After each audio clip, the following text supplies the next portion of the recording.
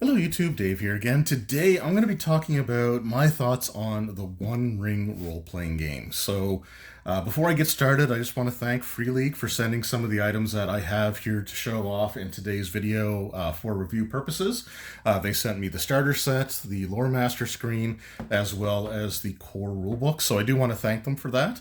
However, as is always the case, they're not scripting or pre-screening the video, and the opinions that I share are 100% completely and totally my own. They had also sent me the 5th edition Lord of the Rings role-playing game as well, which had the core rulebook, which was similar to this one. They had the Shire Adventures, which kind of replaced the starter set, but it was the same adventure content found inside, as well as the same pre-gen characters. And they sent me the 5th edition version of the Lord of the Rings role-playing, or Lore Master screen. And I remember at the time I had stated in the video that I would likely be running the 5th edition version of like Lord of the Rings versus the One Ring role-playing game. And I gotta be honest, since then my mind has kind of changed, and I didn't even realize it at first because a while back, like over a year ago, and I don't know if I've ever really shown this on camera or not, but like over a year ago, I was at Rainbow's End in Wolfville, Nova Scotia, and I ended up picking up the One Ring Ruins of the Lost Realm, which is kind of like a new campaign setting, like expansion type of book. Even comes with a fold-out map there, and just gives you a little bit more like setting specific information. And I thought this was a really kind of a cool book, and it was priced decently, so I decided to snatch it up. Well, I was there a few weeks ago, or a couple weeks ago, and they were having a special sale, same store, Rainbow's End, because it was their 15th year anniversary of being open, and I was there, and I ended up picking up Moria Through the Doors of Durin. This is actually still sort of sealed, although the seal has been, it's not complete on it. There are like some tears, and I will be opening this up and looking at it again. But this is another sort of like a campaign setting as well as an adventure. So it's based off the Tolkien stuff. I think this is reclaiming Moria, which was sort of like in between the Hobbit and the Lord of the Rings, if I recall correctly. So it's just really cool to have this as well. This is a massive book, so there's a lot to look at in there. And as I was looking at it, I decided to just pop on Free League's website, and I realized I was only missing one more product from the entire catalog so far of the One Ring role-playing game. So I ordered from them the One Ring Tales from the Lone Lands. So we've got Tales from the Lowlands, we've got the Ruins of the Lost Realm. This is just a series of adventures for you to run, so this sort of like pre-written adventures. Whereas you have like the campaign setting stuff with adventure material in Moria and Ruins of the Lost Realm. You've got adventure stuff in the starter set. And I've just been thinking more and more about the Lord of the Rings, or the One Ring role-playing game, and I'm starting to really like it the more that I kind of spend sort of looking at it and sort of giving it some more attention. So like going with the 5e1 is perfectly fine as well. Like those products are absolutely top-notch. All three of the books that I'd shown were also available for Lord of the Rings 5e, and you're not going to go wrong with either system. But I think if I were to run it, I would want to run something a little bit different. So the One Ring is the one that I plan on sticking with. First of all, we've got the starter set here, and this is, again, a fantastic starter set. I did a video on it already, so I'm not going to go into too much detail here.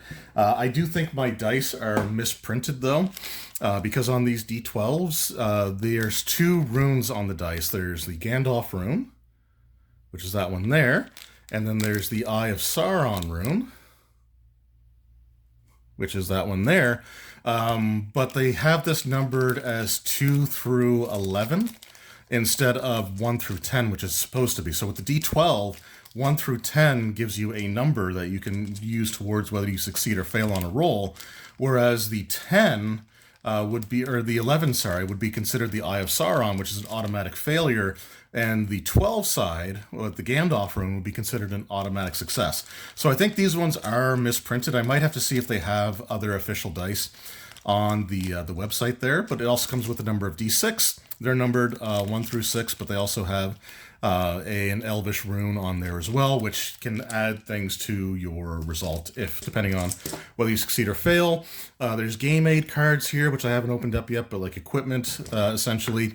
The games catalog. You've got the game aid cards here as well for the combat system, which I'll talk about here in a little bit, because I really actually have, the more that I've thought about it, the combat system was the thing that I was kind of the most apprehensive about.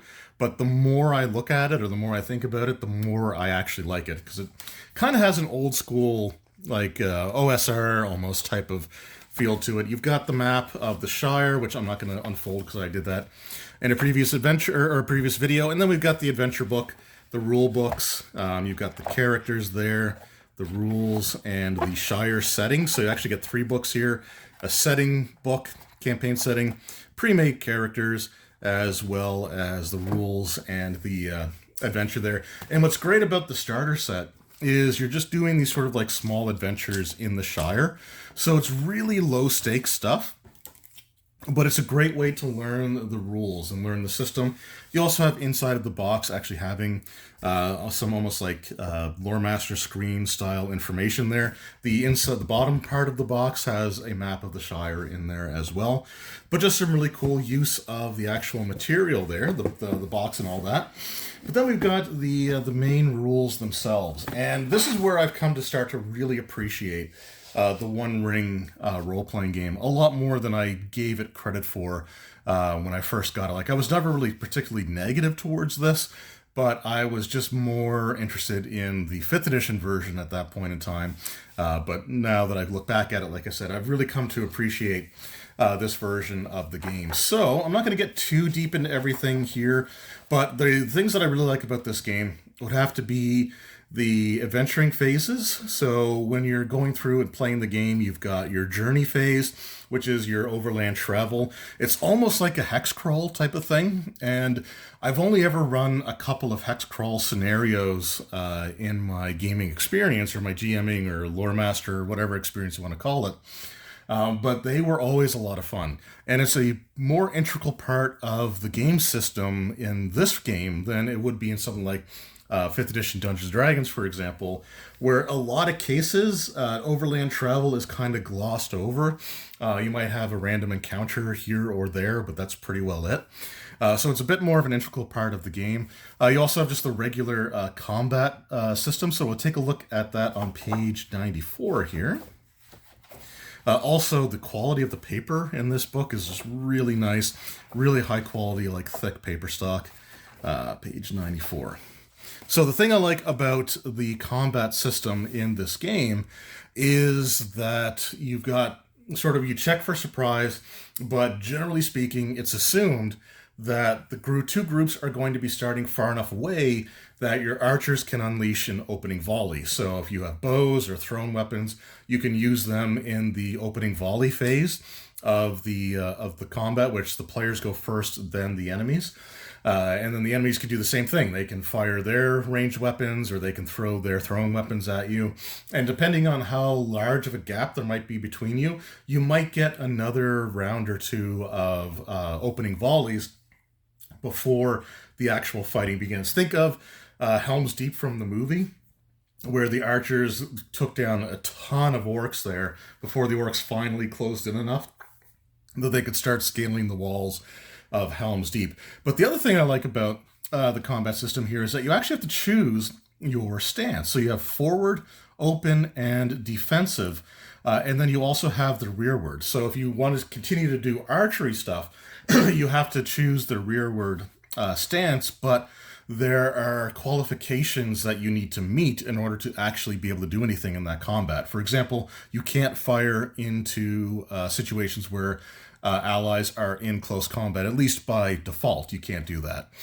So you would need to have a situation where there are enemies that aren't engaged that are also a sort of like in a rearward stance that you can fire upon. So like you can use ranged weapons once you get into like close combat, but it's not as common. So like even in the movies or in the books, obviously, you would have situations where Legolas, a renowned archer, would be pulling out his dual blades and attacking with that. So you have that system there, but you have to choose what stance you're going to be in, and you go through them in order. So forward, open, and defensive. So for forward, I believe the way that it works is you get a bonus die to your roll. So when you roll to attack, and again, you roll your d12, your feat dice, and then you roll your dice for your skill, and whatever rank or whatever number you have in that skill, that's how many six-sided dice that you roll, and you add all those numbers together that you roll. And if you get like the Elvish Rune, which is the 6 on the d6, then something can happen in addition to that. Or if you get like an Eye of Sauron, you automatically fail. If you get a Gandalf Rune, then you automatically succeed. Things along those nature. But you go through that, you get a bonus die on your attack, but all characters or enemies that are attacking you also gain a bonus die to hit, because you're essentially being reckless with your attack. There's the open stance, where you neither gain nor give any sort of advantage, so you don't gain an extra die, you don't lose an extra die, or you don't give up an extra die, to the enemies attacking you. It's more of a balanced approach to combat. And then you have defensive, where you get a penalty on your attacks. You lose a die on your attack roll, but you also cause enemies to lose one of the dice, one of the d6s, on their attack rolls as well. So you're choosing to be more defensive minded than the sort of all out that the forward attack is, or the more carefully guarded but still focusing on attacking open stance. So you go through them in forward. You players go first. Everyone that chose the forward stance would move or take their turn at that point. Then everyone in the open stance would take their turn, and then anyone using the defensive stance would take their turn. And then finally, if you have anybody capable of using the ranged combat in a round, they would be able to do that. So again, they require certain things for that to take place. So for example, there have to be more enemies than player heroes, so you can use that. That's not for... let's see. Player heroes in close combat stance can choose to face an unengaged adversary. Okay, I thought there was something here for the ranged rearward stance there, but that's fine. I think I was pretty sure that's what it, you had to have open enemies. They had to have, I think you had to have more enemies than players, or you had to have more player characters left than enemies, or something along those lines. But it's still really cool, because it reminds me kind of that old school D&D feel, where you had to choose your action, and you had turn side-based initiative, and you would have the players take their actions during the phases that they chose to act in. So you'd have movement, and then finally you'd have melee attacks, and then ranged attacks, and then spells, sort of thing. And you would have to you were locked into that decision once it was made. Now, if you choose to go into you're in close combat in one of your stances, and an enemy in front of you ends up being taken out by one of the other player characters, you can simply move to another unengaged, or you can move to another enemy and attack them in the same turn without losing anything. But I do like the fact that you are kind of locked into it. You have to think about what you're doing. It's a little more strategic, a little bit more... it's a little less reactionary, I guess, than what a lot of modern role-playing game combat can be, which is nothing wrong with that either.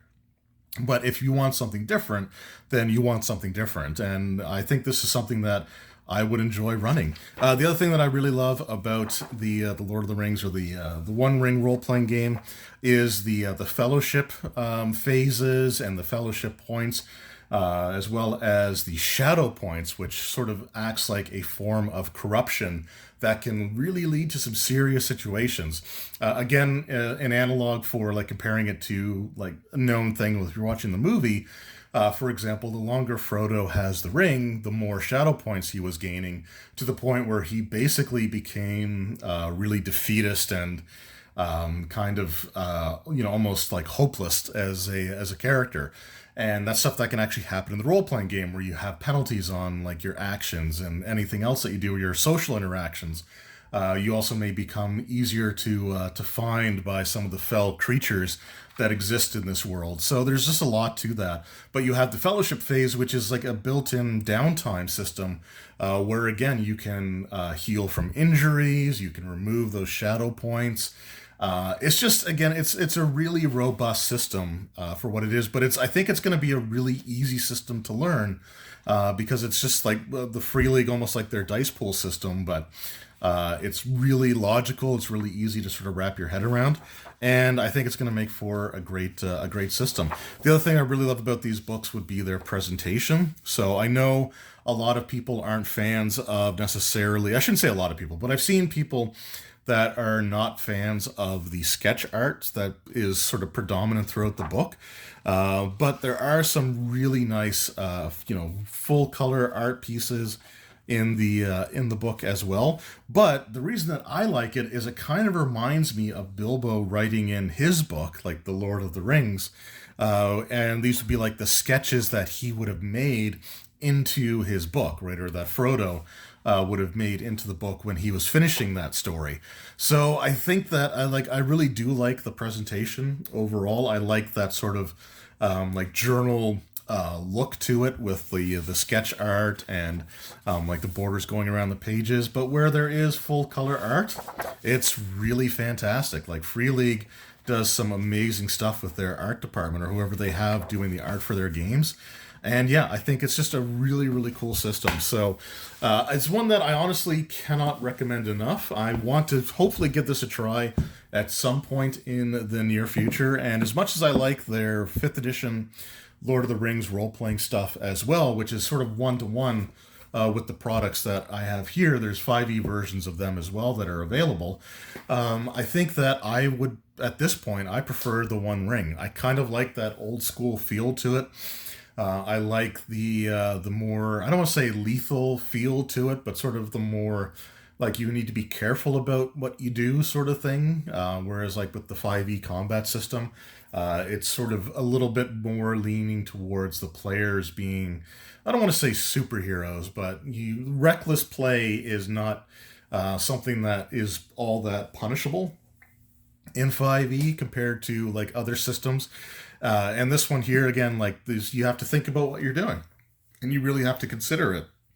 Do you want to get that bonus die on your attack to make hitting other enemies really easy, while at the same time being reckless enough that they have an easier time hitting you? Like, do you want to give up that sort of trade? Like, do you want to do that? Or do you want to be more defensive?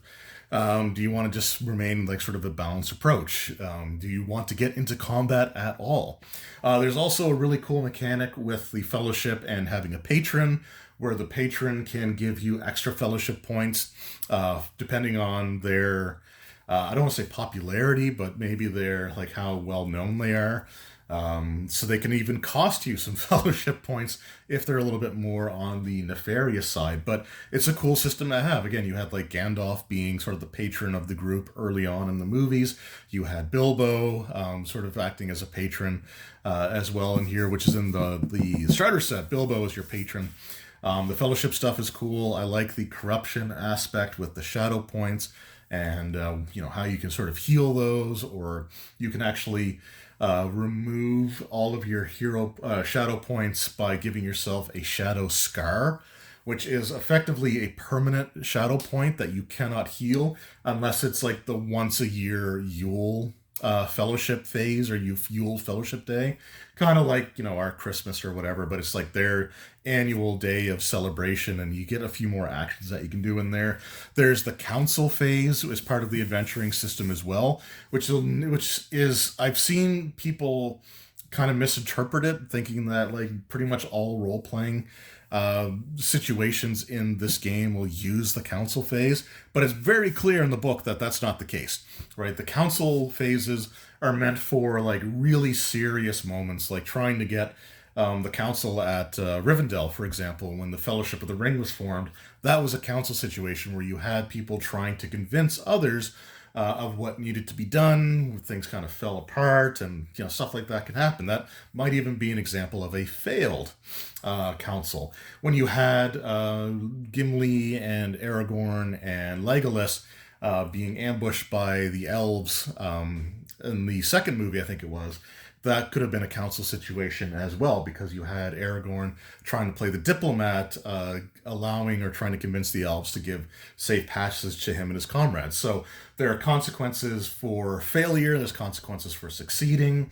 If the fellowship phase goes, or the council phase goes really bad, you might end up creating a new adversary for you. Like, you may never be welcome in their territory again, or they may even become like hostile towards you, and you may have a situation where you gotta like run and retreat and maybe even fight your way out, or you can gain an ally where they may give you resources or even NPCs and stuff to help out. So it's just a really cool, comprehensive system, and it's pretty well supported. Again, we've got 3 supplements here. We've got the Moria one, which is huge. I will be taking a look at this sometime soon. We've got the Tales from the Lone Lands, which is a series of adventures, pre-written adventures that you can just run for your group, which is really cool to have. You've got the Ruins of the Lost Realm, which is a little bit of both. So you get a campaign setting in here as well.